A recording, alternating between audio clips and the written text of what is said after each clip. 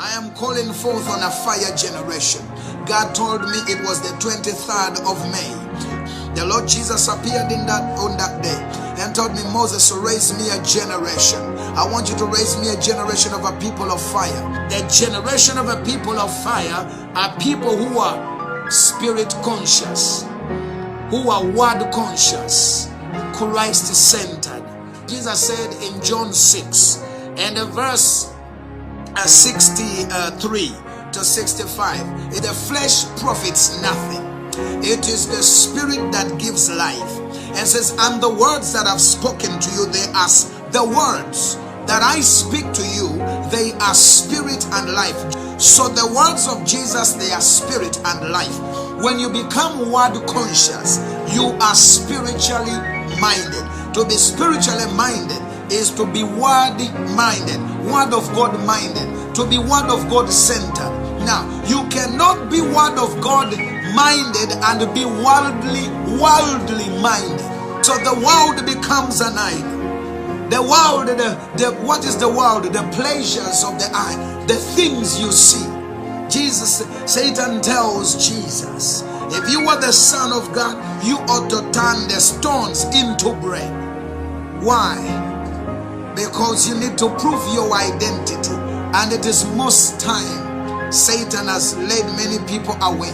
You find Christians that are very shallow in their understanding of the things of God, that they begin to equate and measure that if somebody is not financially, you even find the preachers preach things that don't match up with the words, that if somebody, that I can measure your life by what you physically materially have.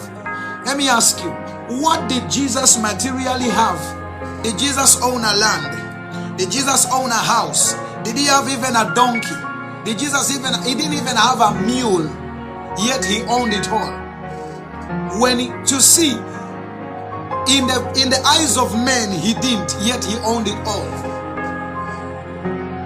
When he needed bread, when they needed bread, bread came. When they needed his disciples to pay tax, he paid tax for them. You ask yourself, for 3.5 years, these guys followed him without working anywhere. How did they eat? And he tells them of the same principle. You, when you go, take no even extra tunic or money pass. Don't take extra clothes, or don't even take a pass. But they were fed. Let me ask you, did Paul die owning a house? Those who have houses and cars, are you better than Apostle Paul? I'm not advocating for poverty, but I want to balance you to understand something. I want you to understand there are things to God are minor, and there are things to God that are major. Major.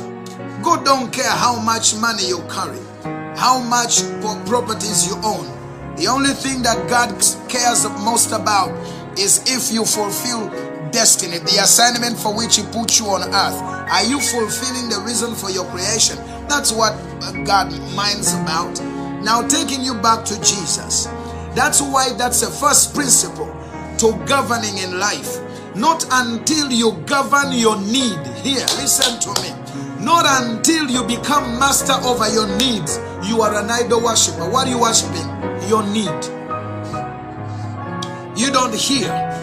You cannot accommodate the presence of God together. You will either serve one master. Jesus said you can't serve two masters at